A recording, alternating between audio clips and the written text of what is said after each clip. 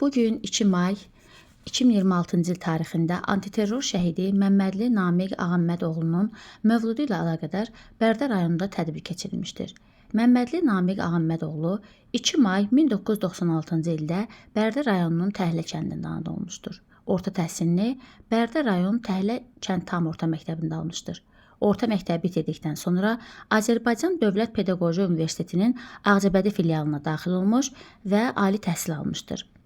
Azərbaycan Silahlı Qüvvələrinin hərbi qulluqçusu olan Məmmədli Namiq Ağammədoğlu Ermənistan Silahlı Qüvvələri tərəfindən dövlət sərhədində törədilən geniş miqyaslı təxribatın qarşısını alarkən 13 sentyabr 2022-ci il tarixində qəhrəmancasına şəhid olmuşdur.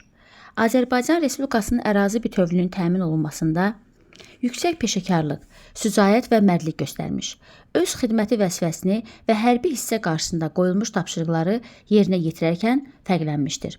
Azərbaycan Respublikasının Silahlı Qüvvələrinin hərbi qulluqçusu Məmmədli Namiq Ağammədoğlu Azərbaycan Respublikası Prezidenti İlham Əliyevin sərəncamına əsasən Vətən uğrunda medalı və 3-cü dərəcəli Rəşadət ordeni ilə təltif edilmişdir. Allahdan şəhidimizə rəhmət dilərik.